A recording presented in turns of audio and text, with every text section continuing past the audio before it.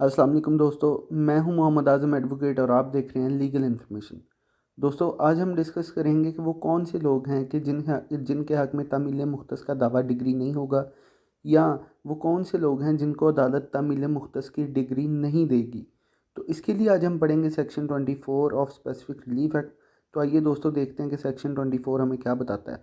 Personal bars to the relief specific performance of a contract can not be enforced in favour of person, कि किसी शख्स के हक़ में तामील मुख्तस का दावा जो है वो इन्फोर्स नहीं किया जाएगा, उसको डिग्री नहीं दी जाएगी। वो कौन कौन से शख्स हो सकते हैं, इसकी सब क्लॉज जो ए है वो पढ़ते हैं। Who could not recover compensation for its breach, ऐसा शख्स जो कि माहदे की ब्रीच के बाद, उसकी टर्म्स एंड कंडीशन की ब्रीच के बाद कंपनसेशन हासिल नहीं कर सकता, तो ऐसे शख्स के हक़ में भी जो तामील मुख्तस का दावा है वो डिग्री नहीं किया जाएगा।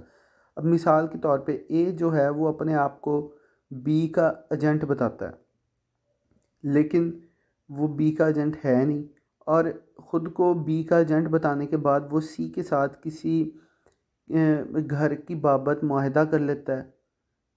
तो असल में वो जो है वो बी का एजेंट है नहीं, इसलिए कल को अगर वो जो सी है मुआहदे की ब्रीच करता है तो वो उसकी इन्फोर्समेंट जो ए है अदालत के ज़रिए से नहीं करवा सकता, क्योंकि उसने जो कंसीलमेंट ऑफ फैक्ट की है, उसने अपने आप को एजेंट बताया है बी का।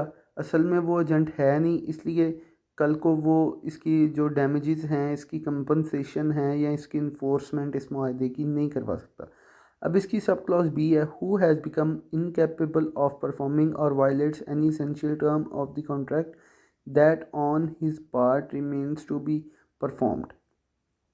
अब क्लॉज बी क्या कहती है? ये कहती है कि ऐसा शख्स जो इनकेपेबल हो जाता है, कि उसको परफॉर्म करने के काबिल नहीं होता, या किसी एसेंशियल टर्म की वो वायलेशन करता है, उसको ब्रीच करता है, तो ऐसा शख्स जो है वो भी कल को उसकी परफॉर्मेंस मुआहदे की नहीं करवा सकता।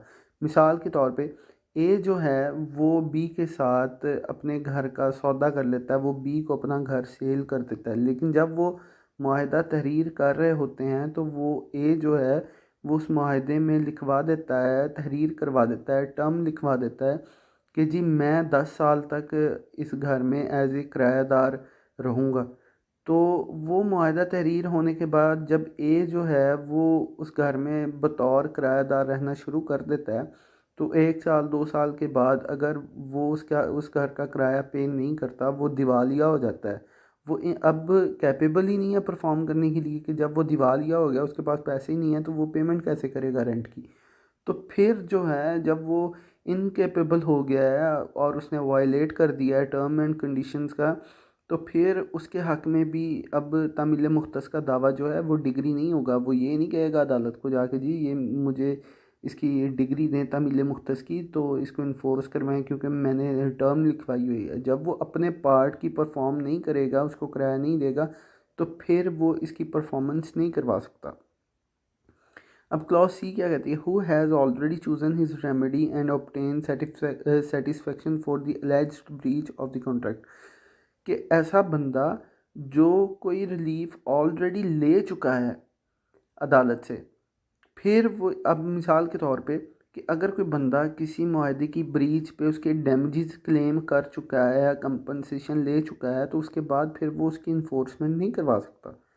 अब इसकी क्लॉज डी क्या कहती है जी? Who previously to the contract had notice that a settlement of the subject matter therefore not founded on any valuable consideration had been made and was then in force, कि parties के दरमियान अगर already ही कोई settlement हो चुकी है parties के दरमियान, जो मुआहदे की पार्टीज़ हैं, तो फिर उसमें से कोई भी जो पार्टी है उसकी मुआहदे की इन्फोर्समेंट नहीं करवा सकती। उनका सेटल डाउन जिस टर्म्स एंड कंडीशन पे उन्होंने बैठ के आपस में कर लिया है, उसके बाद कोई भी पार्टी अदालत से जाकर रजू नहीं कर सकती जी इसको इन्फोर्स भी करवाएं।